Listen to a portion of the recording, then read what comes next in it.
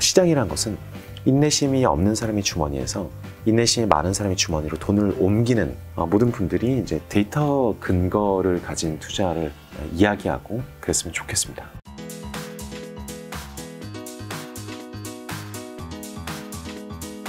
이번에 출간하신 이제 감으로 하는 투자, 데이터로 하는 투자. 두물머리 회사가 이제 어쨌든 핀테크 회사에서 데이터를 기반으로 하는 투자 회사인 거죠. 맞습니다. 그래서 제가 여쭤보고 싶은 게 성공이 검증됐다고 하는 투자 원칙들이 일단은 좀 있나요? 굉장히 많죠. 굉장히 많나요? 그럼 굉장히 많은데 그럼 왜 많은 개인 투자자의 성과는 좋지 않은 거죠? 대부분의 사람들이 사실 투자를 안 하고 투기를 하는 경우가 많은 것 같아요. 그래서는 투기와 투자를 저희 이 책에서는 이렇게 분류를 해봤는데 뭐 분류할 수 있는 방법은 굉장히 많겠지만 투기라는 것은 뭐 아무런 근거를 보지 않고 지른다 이러면 투기가 되겠죠. 영어로 speculation, 그냥 지르는 거죠. 그런 것들은 사실 대상이 중요하지 않은 것 같아요. 주식이 됐건 선물 옵션이 됐건 사실 부동산도 아무것도 안 알아보고 사면 그죠? 투기죠. 혹은 이제 채권, 국채 이런 것들도 아무 생각 없이 사면 투기입니다. 제가 봤을 때는. 그러니까 대상이 중요한 게 아니라 주식을 하는 방법 중에서 투기를 할 수도 있고 투자를 할 수도 있겠죠. 마찬가지로 흔히 우리가 투기로밖에 볼 수 없는 경마 혹은 복권, 뭐 카지노에서 룰렛 이런 것들도 데이터로 접근하는 팀들이 있어요. 그래서 굉장히 유명한 사례들이 많습니다. 그렇게 해서 꾸준히 돈을 벌고 있다면 대상은 이상하지만 대상은 도박이지만 그분들은 투자를 하고 있는 거잖아요. 그런데 일반인들이 소위 이제 뭐 코인을 사건 주식을 살 때 어떤 생각으로 사고 있는가가 중요한 것 같고요. 그냥 투기적으로 막 마음이 너무 조급해갖고 일단 새로이 드는 종목이라면 무조건 지금 사야 돼. 더 이상 알아보는 것은 사치 알아보고 산다면은 그건 다 투기죠, 그죠? 어떻게 돈을 벌지 전혀 생각을 안 해본 거니까요. 어느 정도의 손실이 날지를 전혀 고려하지 않은 행동이니까. 그래서 대부분 그걸 감정으로 나눠본다면 인내심을 가지고 시간과 이런 경우 수들을 좀 확인하고 접근하는 것을 투자라고 할 수 있고 조급해가지고 아무 생각 없이 그냥 눈앞이 새빨개져가지고 버튼을 누른 것을 투기라고 할 수가 있겠죠. 대부분의 사람들이 손실이 나는 경우는 일단 한 가지는 투기적인 행동을 했을 때 대부분 결과가 좋을 리가 없고요. 그죠?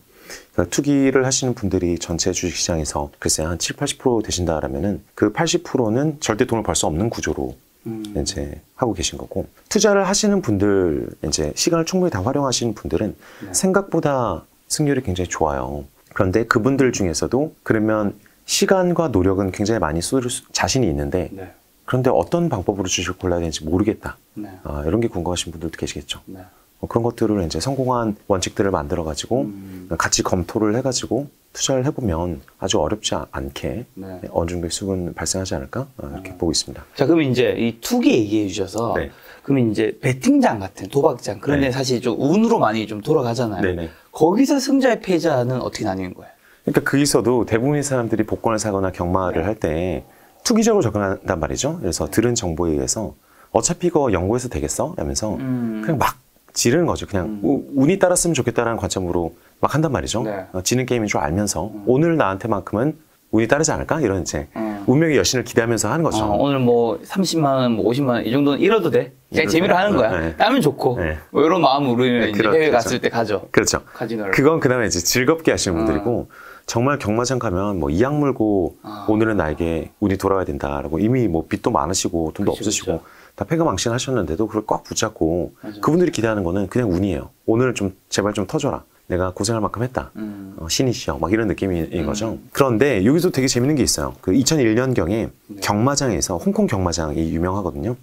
홍콩 경마장이 세계에서 한 세 손가락을 드는 경마장인데 그 문화 자체가 굉장히 경마를 좋아하는 문화여서, 근데 거기서 한 사람이 2억 5천을 베팅해서 180억을 땄어요. 180억을 땄는데 그게 이제 뭐 간단히 설명하면 1, 2, 3등을 다 맞추는 것을 연속으로 3번을 한 거예요.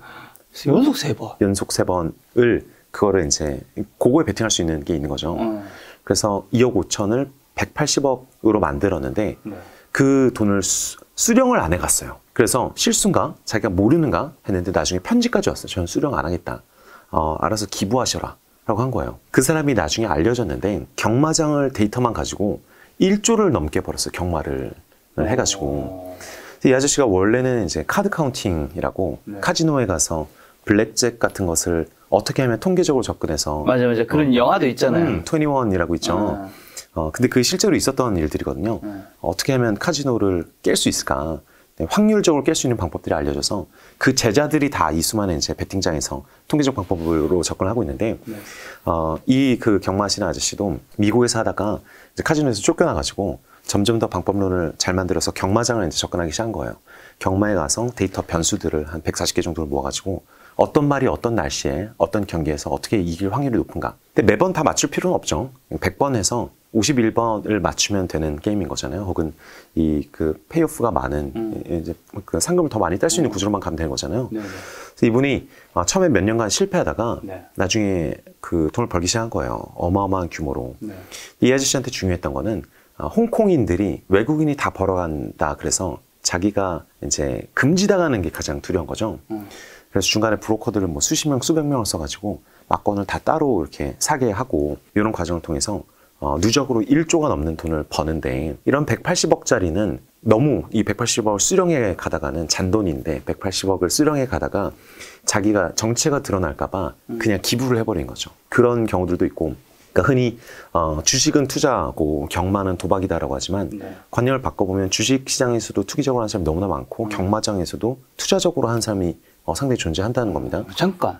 그래서 어떻게 했는데? 그 사람이요? 그걸 얘기해 줘야죠. 알고리즘. 그거 다 말씀드리면 안 되겠지만, 알고리즘을 이제 짰죠. 이 말의 크기랑 뭐 어떤 속도랑 최근에 잘하고 있는지, 뭐 종자가 어떤지 등등을 다 분석을 해갖고 매번 이제 확률이 높은 방식으로 뽑아내는 알고리즘 만든 거죠. 통계적 분석을. 이런 얘기도 있었어요. 이 아저씨 아니라 또 다른 아저씨였는데, 아기 말이 딱 태어나면은, 얘가 빨리 달릴지, 천천히 달릴지, 그러니까 1등 말이 될지 안 될지를 찾아보는 알고리즘을 한참 만들다가 나중에 이 아저씨가 은퇴하면서 엄청나게 유명한 망아지 골라낸 아저씨인데, 변수들을 다 짜보니까 마지막 변수는 그 말이 태어났을 때의 평균적인 심장의 크기가 상위 1%면은 심장의 크기가 속도에 거의 직결된다는 사실을 발견해서 그걸로 돈을 굉장히 많이 버신 아저씨도 있고요. 더 재밌는 건 복권인 것 같아요. 복권은 누가 생각해도 이건 도박이잖아요. 그렇죠. 근데 복권으로 돈을 꾸준히 버시는 양반들이 있어요. 심지어 60대 할머니 할아버지가 복권으로 돈을 벌기 시작했어요. 이 아저씨인데 제럴드 셀비랑 마조리 셀비라는 부부인데 60여 세 이 아저씨들 한 게 뭐냐면은 어느 날 원래 수학을 좋아하는 아저씨였는데 편의점 주인이었어요. 편의점 주인이었는데 이제 은퇴하고 여기 있다가 새로운 복권이 딱 나온 거죠. 근데 그 복권의 종류가 뭐였냐면은 윈폴이라는 로또였는데 구조 자체가 1부터 49까지 숫자 중 6개 고르고 6개 다 맞추면 1등, 뭐 5개 맞추면 뭐 2등, 4개 맞추면 3등, 뭐 이런 식으로 로또랑 비슷하네요. 비슷하죠. 근데 여기 구조가 하나 있었는데 롤다운이라는 구조가 있었어요. 1등 당첨자가 나오지 않으면 당첨금이 2월이 되는데, 이렇게 20억이 계속 2월이 되는데, 그게 이제 50억이 넘어가게 되면은 그 다음에 1등이 안 나타났을 때는 2등, 3등, 4등한테 그 돈을 다 몰아서 줘요. 그럼 2등, 3등, 4등이 10배 정도를 받아갈 수 있는 구조가 돼요. 롤다운이 발생하면은. 그래서 이 아저씨가 이걸 읽자마자 무슨 생각을 했냐면은 2월이 되어서 롤다운 조건이 되어 있을 때, 50억이 넘어서 롤다운이 되어 있을 때는 2등, 3등, 2등 안 해도 되죠. 3등, 4등만 해도 10배를 벌 수 있잖아요. 모든 게 바뀌는구나, 숫자가. 그죠? 그러니까 10분의 1일 때는 당첨 확률이라는 거는 4개를 맞출 그 당첨 확률이라는 거는 1500분의 1이거든요.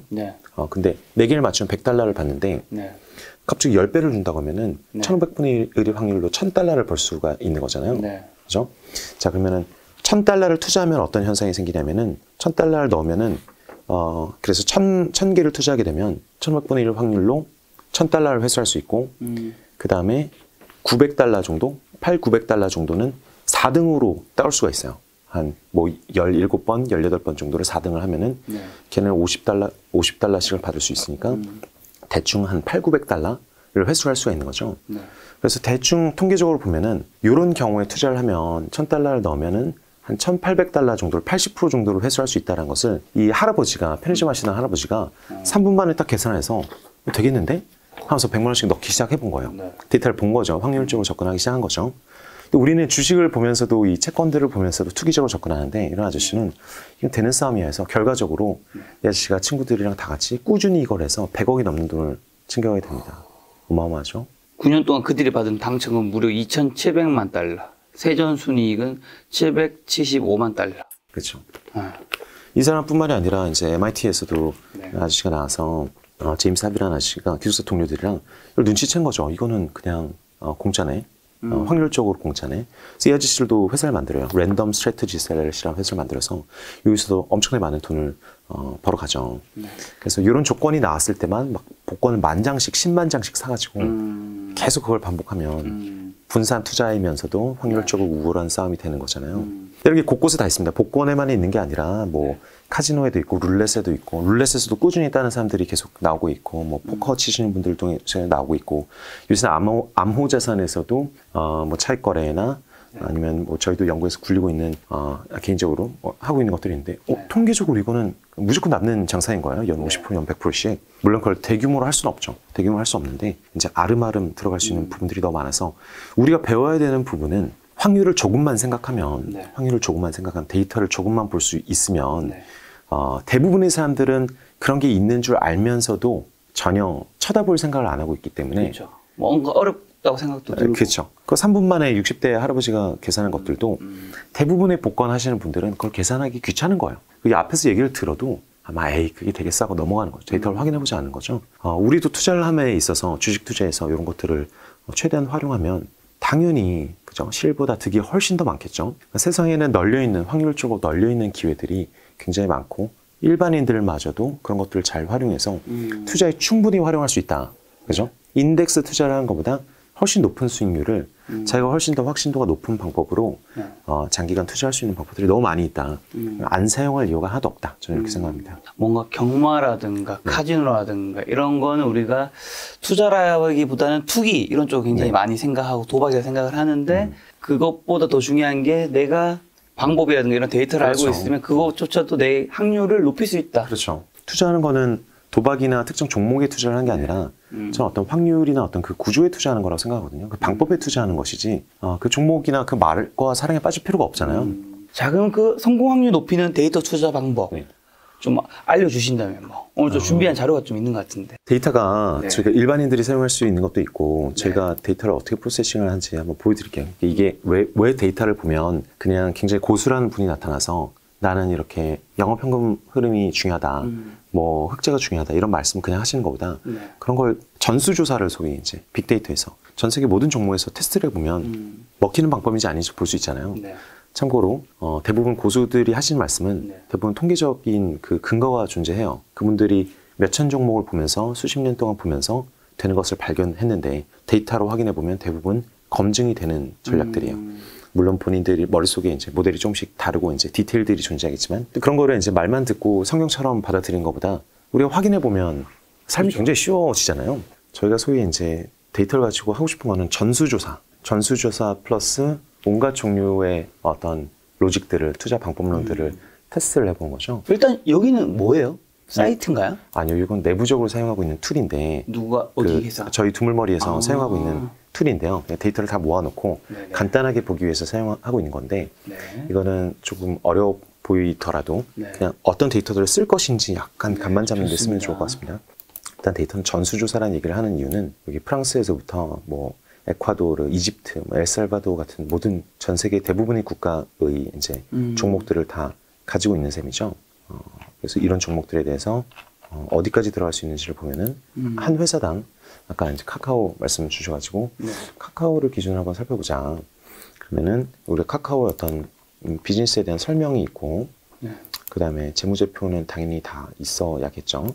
예를 들어서 2021년부터 쭉 과거 것까지 이제 재무제표에 관련된 것, 인컴 스테이트먼트, 뭐 밸런스 शी트, 캐시플로우 다 이제 데이터를 가지고 있어야 분석을 할 테니까요. 그 다음에 뭐 브로커들이 뭐 신영증권에서 얼마를 부르고 있는지, 뭐 EPS, 뭐 EBITDA, 뭐 쫙 그냥 모든 이제 애널리스트들의 분석이 담겨 있고, 그래서 뭐 타겟 프라이스가 얼마인지 이런 것들도 나중에 애널리스트들이 행동들이 데이터적으로 가치가 있는지 같은 걸 확인해 보는데 쓰일 수 있을 것 같아요. 그럼 뭐 주주는 누구인지, 주주들이 특별히 거래를 하고 있는지, 최근에 뭐 어떤 종목을 사고 있는지, 뭐 재투자를 하고 있는지, 그런 것들을 데이터를 싹 다 긁어 모으는 것이고요.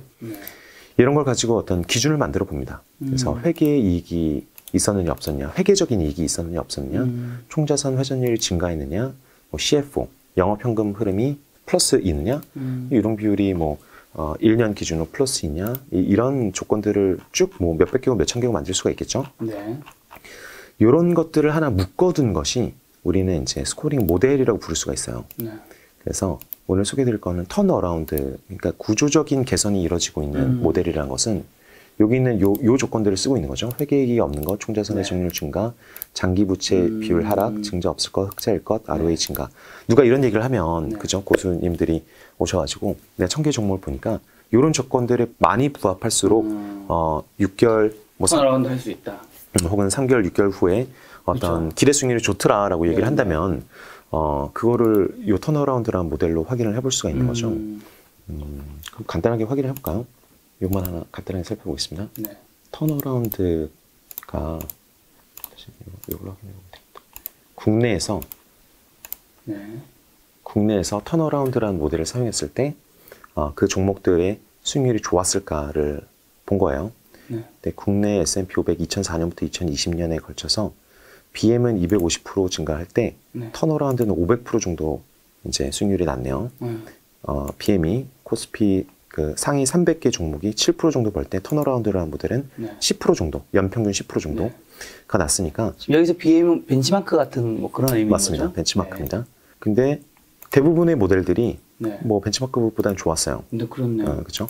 턴어라운드 10%는 굉장히 만족스러운 어떤 수익률이라고 저는 생각하거든요. 이거를 이 턴어라운드라는 걸 좀 전에 말씀드렸지만 회익기가 없을 것, 뭐 총자산 회전율 이런 거 말씀드렸잖아요. 네. 턴어라운드 여기까지. 그럼 이런 조건 하나하나가 전 세계에서 이거를 한 분기에 한 번씩 투자를 이 조건에 맞는 것들을 투자하고 이 조건에 맞지 않는 것을 투자 안 해서 그 수익률의 차이를 본다라고 하면은 어느 정도의 수익이 났을까를 대략적으로 한번 살펴보면 이것도 전수조사를 한 거죠. 한국에서 CFO 플러스, 즉 현금 흐름 중에 영업 현금 흐름이 플러스인 기업은 앞으로 6개월 봤습니다. 앞으로 6개월 동안 평균적으로 플러스가 나는가, 수익률 자체가 올라가는가를 보니까 한국에서는 4.9% 정도, S&P 500에서는 3.5%, 나스닥에서는 5.3% 플러스가 나요. 그러니까 이걸 보면 현금 흐름이 CFO가 플러스였다고 다 오른다는 얘기는 아닙니다. 그냥 평균적으로 그렇지 않은 기업들보다 수익률이 더 좋다. 이거는 그냥 말로 하는 거랑 데이터로 본 거랑 굉장히 다르겠죠. 다르죠. 비슷한 것들이 있습니다. 증자가 없을 것. 증자를 하지만 어마어마하게 오르는 종목들이 분명히 존재하지만 증자가 없는 주식들이 평균적으로 한국에서도 미국에서도 더 좋네요. 그 기왕이면 증자가 없는 것들을 꾸준히 투자한다면 벤치마크보다 좀 수익이 높을 가능성이 있다. 그렇죠. 이렇게 볼 수가 있는 거죠. 간단하게는. 그리고 뭐 다른 것들도 있습니다. 잉여 현금 흐름이 플러스일 것이냐. 현금 흐름 쪽이 확실히 뚜렷하게 나타나요. 매출액이 3년 성장률이 플러스이냐. 3년간 성장하고 있는 애들이 그렇지 않은 기업들보다 굉장히 자연스럽게 플러스가 나죠. 굳이 우리가 매출액 3년이 마이너스인 기업에 투자하려면 생각을 잘 해봐야 되는 거죠. 이 기업이 굉장히 내가 기대하는 뭐 굉장히 중요한 조건이 있느냐. 여기 좀 신기한 거는 흑자일 것 있잖아요. 저게 근데 왜 이렇게 흑자인데 왜 마이너스 옆에 좀 많을까요? 이건 아마 흑자가 나기 직전에 어마어마하게 오르는 종목들이 존재해서 미리 오르는 종목들이 존재해서 특히 나스닥에서는 그렇기 때문에 흑자인 애들만 가져가고 적자인 애들은 무조건 안 가져간다가 오히려 안 좋을 수도 있다. 나스닥의 경우에는 이런 거는 조금 적자여도 약간 더 살펴볼 필요가 있다 이렇게 해석해 볼 수가 있겠죠. 이런 조건들을 이렇게 이제 수없이 살펴볼 수가 있습니다. 어닝 서프라이즈 같은 건 전형적으로 애널리스트들의 데이터잖아요. 애널리스트들이 기대한 것들보다 컨센서스보다 더 서프라이즈가 발생했을 때 한국에서는 연환산으로 한 5% 정도 더 좋더라. 어닝 서프라이즈가 나오고 있는 기업들이 이런 것들을 살펴볼 수가 있죠. 너무 재밌지 않나요? 이런 데이터를 뜯어볼 수 있다는 게. 이런 것들을 섞으면 하나의 이제 모델을 이래서 이렇게 섞으면 실제로 즉석에서 섞어볼 수가 있어요. 보여드릴게요. 대충 누르면 여기 이렇게 5번이 들어갔잖아요. 이거 더블 클릭하면 아무거나 막 섞어 보겠습니다. 대부분의 이제 양호한 조건들이다 보니까 이렇게 이런 걸 대충 섞은 모델을 만든다 그러면은 6가지 조건을 가지고 뭐 우리가 투자자를 컨설팅을 해가지고 이런 모델을 하나 만들어 줄 수가 있겠죠. 이 모델의 방법은 F 스코어라고 그래서 이 6개를 다 만족하면 6점, 5개를 만족하면 5점, 4개를 만족하면 4점. 그래서 점수가 높은 순으로 뭐 상위 20% 종목을 뽑아서 모델을 만들어 달라. 이런 이제 요청이에요. 6점짜리가 없으면 5점짜리로 다 채우는 거고 같은 점수 때문에 이제 시가총액이 높은 걸 이제 넣고 이런 로직들이 들어가 있겠죠. 요 이제 모델이 방금 하나 만들어진 거죠. 네. 그래서 코스피 상위 300 종목을 썼을 때는 한 3배 정도 올랐는데, 네. 3배 정도 올랐는데 이걸 했을 때는 거의 한 8배 정도 올랐다. 그렇게 비교를 해볼 수가 있고, 요 모델을 따로 저장을 해보면은 요 가지고 어떤 종목이 뽑혀져 나오는지를 싹 살펴볼 수가 있겠죠. 그래서 그게 방금 보여드린 이런 모습이고요. 카카오의 경우에는 이런 모델들로 봤을 때 점수를 가장 많이 받고 있는 게 글쎄요, 스테이블 밸류였던 것 같아요. 스테이블 밸류란 조금 저렴한 이제 가치 성향이 약간 안정적으로 운영되고 있다 이런 느낌이에요. 네. 그래서 운전 자본이 장기 부채 이상이고, 네. 부채 비율이 150 이하이고, 네. 유동 비율이 100% 이상이고, 3년 이익 성장률이 20% 이상이다. 이런 조건들에 이제 만족하고 있네요. 네. 그래서 카카오랑 비슷한 종목들을 이런 구조로 이 데이터가 비슷한 애들을 뽑아낼 수도 있을 것 같고 해석을 해드릴 수도 있죠. 어떤 종목이 왔을 때 이 종목의 가장 큰 특징은 무엇이냐, 네. 여기서 가장 중요한 수치는 무엇이냐 네. 같은 걸 뽑아드릴 수도 있겠죠. 그리고 뭐 동료들 중에 비교를 해볼 수 있을 것 같고 동료란 피어란 글로벌 피어들은 텐센트, 뭐 넷플릭스도 좀 들어가 있고 에어비앤비, 우버 이런 것도 약간 겹쳐 있네요. 인더스트리 자체가. 그 밸류에이션, 그러니까 회계적으로 이건 림 모델이라고 네. 국내에서 이제 사경인 회계사님이 S림, 사경인 스타일 림을 사용하시는 걸로 유명한데 림으로 한번 계산을 해본 거죠. 현재 ROE가 뭐 한 10%대이긴 한데 ROE가 한 40% 나온다 손 치면 네. 계산을 해보면은 타겟 프라이스가 한 15만 원 정도일 수 있겠다. 네. 이렇게 계산을 할 수 있고요. 현재와 같이 ROE가 10%다. 목표 주가를 계산해보면 4만 원대. 즉 지금 너무 비싸다라는 결론이 나오죠. 카카오가 비싸다. 그냥 ROE 기준으로 계산을 했을 때요. ROE 10%를 버는 거라면 지금 비싸다. 네. 라고 얘기할 수 있는데 요거는 그냥 무작정 이렇게 해석할 게 아니라 그러면 ROE 10%가 아닌 엄청난 어떤 향후 성장성이 뭔가 기다리고 있겠거니 뭔가 정성적 분석을 해야 될 수도 있다. 이렇게 해석해 볼 수가 있겠죠. 그 카카오 같은 종목을 가장 잘 뽑아낼 수 있는 아까 말씀드린 모델 같은 거를 AI로 만들어 볼 수도 있을 것 같고요. 네. 그리고 뭐 이제 회사가 망할 확률 같은 것들은 이제 트레이닝 시켜보는 것, 그러면 뭐 패턴 자체를 분석해서 언제랑 가장 비슷했더냐. 최근에 카카오의 움직임이 과거 언제적과 가장 비슷했고 그때의 향후 수익률은 뭐 어느 정도 발생했냐 이런 것들을 테스트를 해볼 수가 있겠죠. 차트 자체가 비슷했는데 그 이후로는 2년 후에는 13%가 벌렸다, 45%가 벌렸다.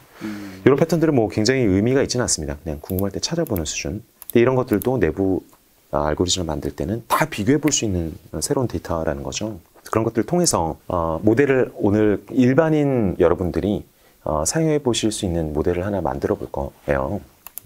보시기는 좀 불편하겠지만 네. 그 핵심만 말씀을 드리면 저희가 봤을 때 세계적으로 가장 중요한 팩터 한 가지는 연구 개발입니다. 연구 개발. 연구 개발을 많이 하고 있는 회사가 네.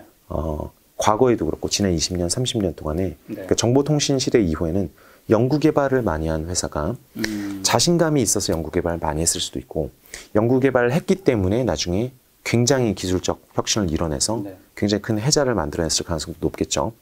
그래서 연구 개발을 많이 한 회사, 시가총액 대비 연구 개발을 많이 쓴 회사들의 평균이 수익률이 굉장히 높아요. 굉장히 이제 직관적이죠. 연구 개발이 수익률이 아주 많은 부분을 차지하고 있다. 그래서 여기를 보면 이 RPR이라는 개념을 써볼게요. RPR은 Research and Development, 그러니까 연구 개발을 시가총액으로 나눈 값이에요. 그러니까 시가총액이 1조인데 연구 개발 2천억씩 하고 있다. 그러면 20%의 자금을 시가총액 대비 쓰고 있는 거죠. 그게 RPR이라는 개념입니다. 네. 그 RPR에 투자를 하게 됐을 때는 이런 수익률이 나오게 됩니다. 그러니까 요 밑에 게 벤치마크이고요. 코스피 라지 미드캡 300 종목이고 RPR 종목만 따로 투자했을 때 상위 20%를 투자하면 이렇게 어마어마한 수익률이 나오죠. 네.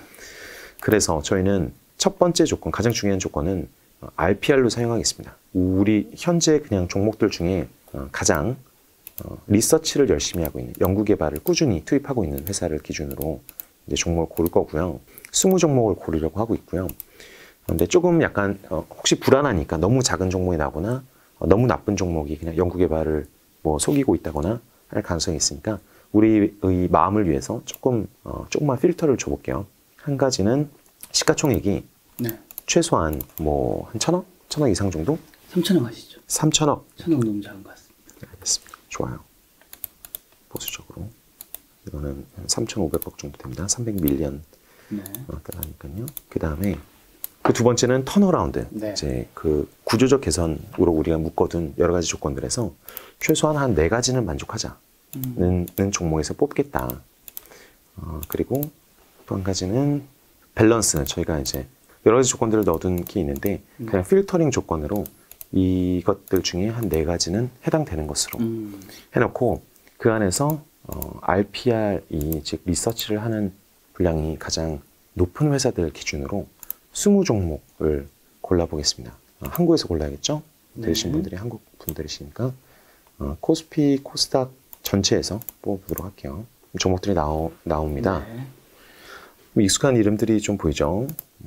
LG전자, LG디스플레이, 하나 시스템즈, 하나 에어로스페이스, 만도 이런 것들이 나오네요. NHN도 당연히 있겠고요. 넥센타요, LG 하우시스 이런 것들이 보이네요. 저희가 하나하나 다 살펴볼 필요가 있겠죠. 들어가서 정상적으로 분해를 해볼 필요가 있겠지만 네. 이런 이런 필터링만으로 만약에 예를 들어서 분기마다 한번 리밸런싱 할 때 평균적으로 한 0.1% 정도의 수수료를 냈다고 생각하고 20종목을 계속 돌려서 투자를 했더라면 어떤 결과가 났을까를 백테스팅 한번 해볼게요. 자, 나왔습니다. 굉장히 빠르죠.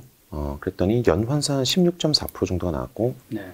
벤치마크보다 훨씬 좋았던 것 같아요. 보긴 불편하지만 벤치마크는 연평균 6.7%, 누적으로 225% 정도를 2004년부터 2022년까지 벌었는데 이 로직은 한 16.4%, 누적으로 한 15배 정도를 네. 벌었어요. 이 간단한 방법을 계속 반복한다라고 보면은 그냥 일반인들이 종목 뉴스를 들으면서 투기적으로 이번엔 될 거야. 이번엔 운이 좋겠지. 제발 좀 맞춰라 하는 것보다 20종목을 3개월에 한 번씩 교체만 해주는 방식으로도 훨씬 높은 수익률을 누릴 수 있다. 이게 만능은 아닙니다. 네.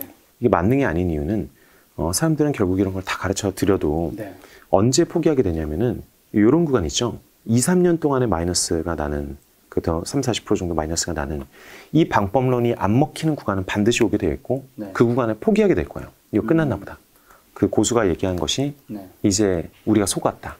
이거는 나는 유지 못해 라는 생각으로 접근을 하게 되겠죠. 근데 어떤 전략을 쓰더라도 물론 AI로 훨씬 더 세밀하게 만들면 리스크를 훨씬 더 줄일 수 있겠지만 이런 일반인들이 사용할 수 있는 투자 전략을 사용하게 되면 네. 돈을 못 버는 구간이 나와요. 그거를 자기가 이 방법론을 굉장히 구체적으로 연구를 많이 해서 이해를 하고 있으면 2, 3년 정도 버틸 수가 있는데 투기적으로 접근하면 어떻게 되겠어요? 대부분의 사람이 돈을 잃는 이유는 잘 되고 있을 때, 아주 소문났을 때 들어갔다가 한 1, 2년 정도 안 되는 구간을 딱 맞이하면은 포기하고 네. 다른 걸로 또 올라타요. 요새 제일 잘 나간다는 스타일로 바꿔 탄 다음에 또 포기하고 그러니까 손실이 나는 가장 큰 이유, 가장 보편적인 이유를 보면은 투기적인 걸 제외하고 투자 차원에서는 가장 보편적인 이유는 이랬다가 저랬다가 하는 거예요. 투자를 이런 스타일을 썼다가 네. 잘 안 될 때는 저런 스타일로 넘어갔다가 또 잘 안 되면 또 저런 스타일로 넘어갔다가 이걸 일관성을 유지하지 못하는 거죠. 자기가 신뢰도 못하고 확신도도 없고 이해하지도 못하기 때문에 언젠가 나쁜 계절이 왔을 때 네. 포기해버린 거죠. 마치 농사꾼이 비가 오는 걸 딱 보면서 예를 들어 홍수 나겠다. 안 되겠다. 나 농사 접을래. 하는 것처럼 포기해버린 거예요. 작물 다 버려버리고. 말이 안 되잖아요. 그러니까 항상 사계절이 오고 가고 좋은 시기가 있으면 나쁜 시기가 있는데 네. 자기가 이해할 수 있으면서 버틸 수 있는 것들을 데이터로 확인해보자. 데이터를 보지 않으면 영향할 수가 없으니까. 그런 이야기입니다. 요거는 방금 전략을 코스피, 코스닥으로 안 쓰고 코스피에서 상위 300개 종목으로 들어갔어요. 코스닥을 제외한 거죠. 그러면 이런 수익률이 나오네요. 마찬가지로 이럴 때가 위험해요. 2018년에서부터 이제 코로나 터지기 직전까지 한 3년간 굉장히 꾸준히 하락하잖아요. 근데 이때는 코스피도 하락했죠. 네. 그죠? 그러니까 이런 구간이 굉장히 나쁠 수 있고 그럼에도 불구하고 코스피가 좋아질 때 훨씬 더 좋은 종목들을 잘 꼽아서 수익률 격차를 벌려져 나가죠. 장기적으로 반복하면 저는 이런 전략은 무조건 될 거라고 봐요. 근데 이걸 우리가 이해를 할 수 있느냐는 이건 거죠. 지난 20년, 지난 30년간 연구개발을 많이 한 팀들이 계속 성공해왔다. 앞으로도 그럴 것이냐? 앞으로도 그럴 것이냐? 그거 하나만 스스로 답해보면 되거든요. 네. 연구개발은 평균적으로 기업가들이 이제 내부 연구개발 팀들한테 예산을 부여해가지고 하는데 그들이 평균적으로 역시 연구개발 안 한 팀보다 훨씬 소위 ROIC, 그러니까 네. 투자 수익률이 높을 것이다라는 확신만 있으면 이렇게 10종목, 20종목에 분사 투자하는 것을 계속 해나가셔도 될 것 같습니다. 구체적인 종목들을 보면 이런 것들이 있네요. 현재로서는 이런 종목들이 나중에 돈을 더 많이 벌 것인가 생각해 봐야 될 것 같고, 그럼 과연 백테스팅에서는 과거에서는 어떤 종목들을 꼽았을지를 한번 살펴볼게요. 이 종목들을 구체적으로 투자 추천을 한 건 아닙니다. 물론 투자 추천을 해드려도 되겠지만, 2012년부터 LG 라이프사이언스 이런 종목들이 SK홀딩스, SK에너지, 삼양 이런 것들이 쭉 왔고요. 지금까지 어떤 종목들을 가지고 왔는지 최근에 한번 볼게요. 최근에 수익이 많이 났던 거 NHN 1월 31일에 들어갔는데 NHN의 14% 정도, 대웅, 제약, 하나시스템즈 20%, 30% 정도 수익이 났겠죠. LG 하우시스도 있네요. 14%, 한국콜마 이런 종목들이 뽑혀서 나왔겠네요. 1월 30일자에 계산을 했으면 나쁘지 않았죠. 그래서 이렇게 종목들을 보면 자기 스스로 이제 그 확신도 훨씬 올라갈 수 있고, 네. 작년 10월 말에 투자했으면 역시 비슷한 종목들이 손실이 많이 났습니다. 그죠? R&D 많이 있던 종목들이 손실이 났어요. LG 이노텍 같은 게 67% 올라주면서 굉장히 다른 수익률을 만회를 많이 해줬겠죠. 그럼 역사적으로 수익률이 가장 높았던 종목들은 그냥 재미로 R&D를 매분기 봐서 R&D 가장 높게 했던 것들을 보니까 이 시기에 2020년 4월에 두산중공업이네요.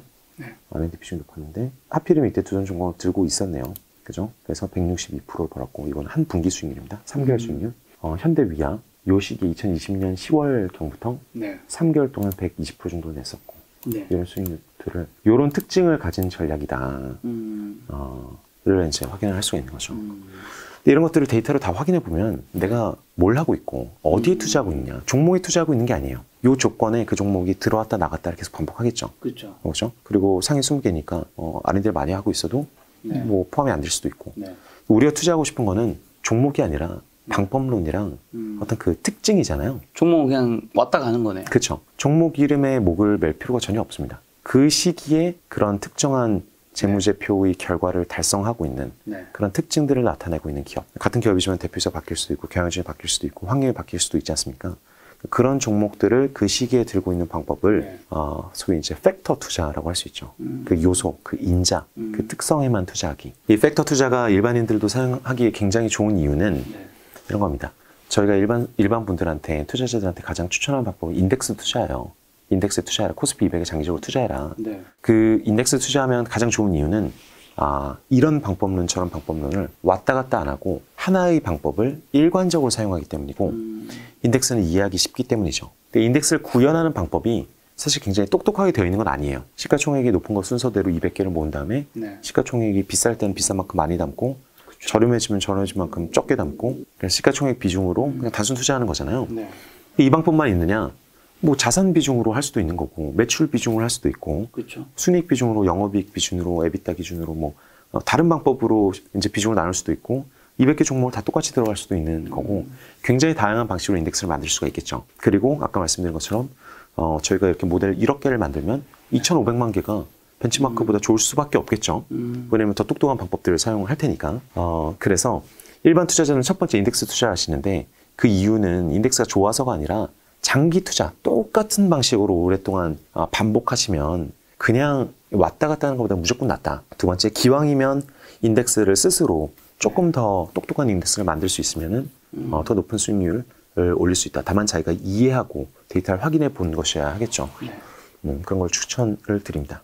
오늘 추천드릴 건 RPR, 연구개발 많이 하는 회사들에 투자하면 장기적으로 인류의 어떤 기술적 진보를 쫓아가는 거니까 나쁘지 않다. 자, 개인 투자자분들이 이제 요 영상 보면서 참고하면 좋을 거는, 첫 번째는 어쨌든 우리가 데이터를 알고 투자하면 좀 더 수익률이 높을 수 있는 방법들이 있다라는 거 하나랑, 그렇죠. 두 번째는 예를 들면 여기 턴어라운드에 해당되는 몇 가지 이런 것들이 있는 거잖아요. 그러니까 이런 것들을 참고하면 되는 건데, 그럼 마지막에 한 가지 의문은, 개인 투자자분들은 요 사이트를 활용할 수 있는 게 아니잖아요. 요걸 보고서 뭐 어떻게 그러면 접근해야 될까요?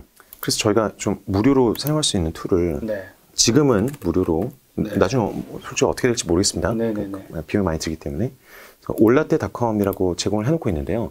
아시는 분들만 외부에서도 사용해 보셔라. 그래서 한국 시장에서 투자 전략 스코어에 방금 말씀드린 이제 턴어라운드 스코어를 넣어놨어요. 그럼 상위 20% 그럼 뭐 좀 더 좁혀도 되고요. 7점 이상만 골라보자. 그럼 한국에서 뭐 430개 종목이 나오니까. 그럼 현재 뭘까? 현재 이런 점수가 높은 순서들은 이제 시가총액별로 뭐가 있을까를 보는 거죠. 종목이 지금 엄청 많이 나왔네요. 그렇죠. 더 좁혀 볼까요? 더 점수를. 좁혀 볼 수도 있죠. 네. 이렇게 턴어라운드 스코어도 있고 아까 시가총액 같은 게 있었죠. 네. 시가총액을 한 4천억? 네. 4천억 수준으로 하면 되겠죠. 뭐 335가 이제 네. 달러 기준 밀리언이니까 한 3,600 정도 이상에서만 찾아보자. 네. 다른 것도 넣어도 좋을 것 같습니다. 켄 피셔 성장 스코어는 약간 세일즈 레이시오, PSR 같은 걸 중심으로 하고 있어요. 2년 현금 흐름이 플러스인데 부채 비율은 40% 이하이고 시가총액은 R&D 시가총액도 네. 들어가 있는 거죠. PSR은 이렇게 해서 108개 종목 나오는데 한 번 더 넣어서 한 30개 이내로 잡을 수 30개 있는 이내. 뭔가 이걸 상위 10%는 없나요? 안 되나요? 이 정도 수준입니다. 네네. 45개 한 정도. 번 더 밑에 거 그러면 시가총액도 좀 더 큰 거, 안전한 걸로 해서 큰 거. 1.5. 좋네요. 16개. 16개. 궁금합니다. 근데 이거는 제가 말씀드린 이제 추천한 게 아니라 네. 이렇게 해서 나오는 샘플이다. 샘플이죠. 이거는 턴어라운드를 기준으로 이제 샘플이 나오는 거죠. 네. 마찬가지로 이런 스크리닝 자체는 현재 있던 종목을 뽑을 때 좋은데 네. 백테스팅을 해볼 수가 있어요. 한국이나 이제 미국 해외에서도 그 방금의 전략으로 2005년부터 2022년까지 뭐 이런 조건들을 넣어서 이 어마어마한 백테스팅 엔진을 사용해 볼 수가 있겠죠. 백테스팅을 했더니 이 전략 자체는 수량이 너무 적어서 그런지 벤치마크가 170% 오르는 구간 동안에 53%밖에 못 올랐어요. 아마 너무 좁혀놓고 이제 시가총을 높여놔서 그럴 가능성이 있습니다. 이런 식으로 과거에 계속 반복했다면 네. 별 결과가 좋지 않았을 것이다. 이거는 기준을 좀 바꿔야겠죠. 그래서 너무 높은 것을 원하는 게 아니라 차라리 항상 이런 퀀트적인 입장에서는 생각하실 게 여러 가지를 섞는 게 그러니까 여러 관점에서 바라보는 모델을 우리는 앙상블 모델이라고 하거든요. 관점이 굉장히 다른 사람들이 섞여 있을수록 네. 사실 실수를 할 여지가 굉장히 적어져요. 그죠? 생각이 다른 사람들이 한 자리에서 위원회를 꾸리면 꾸릴수록 사실은 더 좋은 종목을 발견할 가능성이 일관적으로만 한다면 훨씬 좋거든요. 네.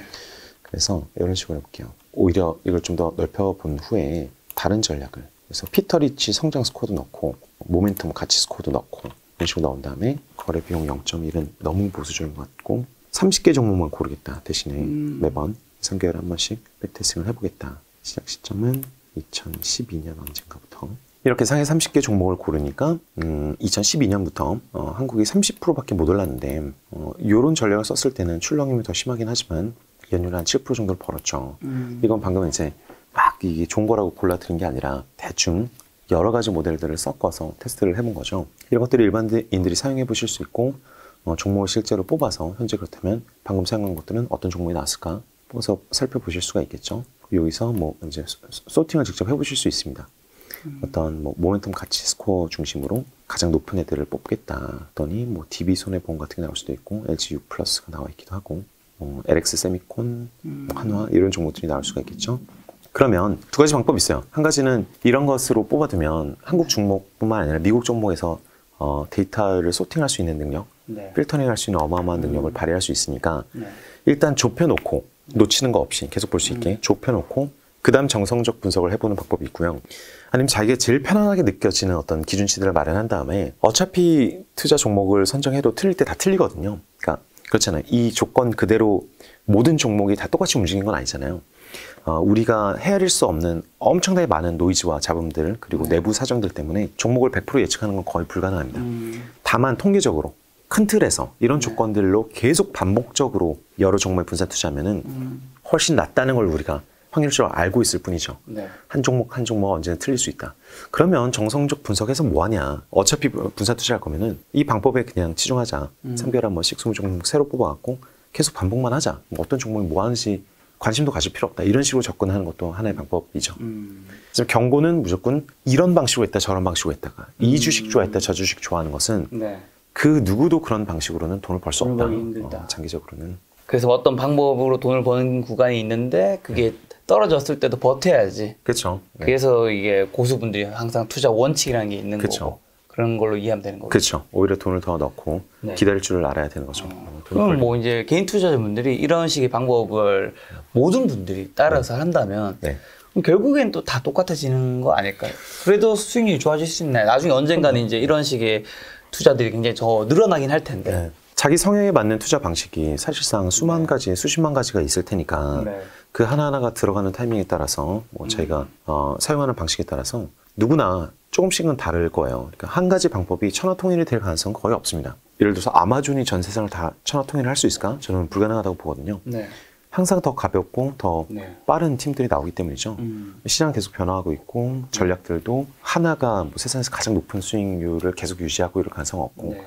사람들이 몸에 좋다고 계속 따라할 가능성도 거의 없잖아요. 운동 좋은 거 다 알지만 사람들이 다 운동하는 거 아니듯이 좋은 알고리즘을 자기가 만들어놨어도 모든 사람들이 다 따라할 걱정은 전혀 안 하셔도 될 것 같아요. 지금 데이터로 어떻게 보면 투자하는 방법인 거잖아요. 네. 데이터로 투자하는 방법을 처음 저는 생각했을 때의 그 이유 중 하나가 네. 투자에 인간의 감정과 이런 것들이 너무 많이 들어가기 때문에 네. 이걸 좀 배제하고 싶어서 얻는 것도 좀 있는 것 같은데 그럼요. 투자를 실패로 이끄는 인간의 감정은 좀 어떤 게 있을까요? 굉장히 많죠. 대표적으로. 투자를 하시는 분들이 그 온갖 감정을 느끼게 되고 네. 인간적인 감정을 느끼게 되는데 아마 그 감정 때문에 투자에 도움이 된다고 생각하시는 분은 아무도 없으실 거예요. 근데 재밌죠. 그런 감정을 느끼는 게. 어떤 날은 천재가 된 것 같고 어떤 날은 바보가 된 것 같지만 그 천재가 된 그 느낌 때문에 계속 이제 공격적으로 하는 거잖아요. 네네. 도박도 마찬가지고요. 도박도 네. 그렇게 된 거고요. 내가 저 숫자가 나올 줄 알았어. 느낌이 있더라. 이 느낌 때문에 계속 하는 거잖아요. 그런데 투자에는 전혀 도움이 되지 않습니다. 똑같은 방법을, 검증된 방법을 장기적으로 반복한다는 건 사실 되게 재미없는 일이잖아요. 그래서 감정 혹은 이제 그 편견, 편향 이런 것들은 최근에 경제학에서 굉장히 연구가 많이 되고 있고 심리학적인 인간이 실수하는 방법들은 많이 연구가 되고 있는데 이런 게 있죠. 내가 한번 종목을 사기 시작하면 네. 그 종목에 대한 각별한 애정이 생기잖아요. 그 종목이 다른 종목보다 훨씬 더 이뻐 보여요. 네, 종목을 하루 종일 보게 되고. 사람이 자기 자녀한테 느끼는 감정이랑 되게 비슷하잖아요. 인간적인 감정, 포유류들이 다 가지고 있는 감정이라고 할 수 있는데 네. 내 것이 남의 것보다 더 소중하다. 이런 것들이 과연 투자에 도움이 될지를 생각해 보면 보유 편향 같은 건가요? 그렇죠. 전혀 도움이 안 되겠죠. 굉장히 많은 이제 실수들을 줄이기 위해서라도 데이터로 원칙을 굉장히 명료하게 잘 써놓고 반복하는 것이 중요한 것 같습니다. 자, 이제 대표님과 요 책 가물하는 투자, 이제 데이터라는 투자에 있는 내용을 좀 기반으로 해서 인터뷰를 좀 해봤는데 저희 시청자분들에게 또 마지막으로 뭐 하고 싶으신 말씀이 있을까요? 처음에 말씀드린 것처럼 네. 투기와 투자, 우리가 하고 있는 게 투기인지 투자인지를 잘 구분을 해서 네. 투자라는 것은 항상 인내심이 필요하고 좀 재미가 없을 수 있는 영역이라고 생각하거든요. 다만 돈이 벌리는 것에서 이제 최대 행복을 느끼는 것이 투자의 즐거움인 것 같습니다. 제가 제일 좋아하는 표현 중에 하나는 워런 버핏이 하신 얘기인데 시장이란 것은 인내심이 없는 사람이 주머니에서 인내심이 많은 사람이 주머니로 돈을 옮기는 메커니즘입니다. 시장이 해주는 일은 인내심 없는 사람, 조급한 사람들이 돈을 뺏어다가 인내심 있는 사람한테 주는 것이 시장이 하는 일이다 라고 설명을 하고 있는데 너무 재밌잖아요. 사람들이 머리로는 다 이해할 수 있어요. 이대로 투자하면 3년간 돈을 많이 벌겠네. 확률적으로 내 편이네. 그 머리가 얘기하는 대로 인내심을 발휘해서 따라하기만 하면 대부분은 막 수학 박사일 필요가 없고 대학교도 안 나와도 되는 수준의 계산을 통해서 네. 되는 투자를 장기적으로 묵혀두면 된다. 그런데 조급증이 생겨서 일확천금을 해보려고 투기적으로 자꾸 이제 감정에 휘둘려서 들어가기 시작하면은 좋은 결과 나오기 굉장히 힘들잖아요. 다만 재미는 있어요. 스릴은 느낄 수 있는데 좋은 결과로 연결되기 굉장히 힘들다. 그래서 모든 분들이 이제 데이터를 자꾸 보고 네. 함께 이제 데이터 근거를 가진 투자를 이야기하고 네. 그랬으면 좋겠습니다. 근데 말씀하신 게 되게 공감 가는 게 슈퍼개미 분들 제가 만나 뵈면 아무래도 이 투자에서 이 감정이 좀 빠지는 게 도움이 된다고 느껴지는 게 굉장히 좀 이성적이고 냉철하신 쪽에 가까운 분이 좀 더 많은 것 같더라고요. 그렇죠. 이런 것도 연구가 되게 많이 돼 있습니다. 이 호르몬, 테스토스테론이 높은 남성 호르몬이 높은 사람들이 트레이더나 투자자로서는 굉장히 실패 확률이 높다 그래요. 왜냐면 특히 남성들이 이제 과한 자신감 있지 않습니까? 그렇죠. 근거 없는 자신감이 남성미의 한 일부인데 근데 투자할 때 그런 생각을 많이 하는 거죠. 네. 내가 들어가면 당연히 돈을 벌 거야.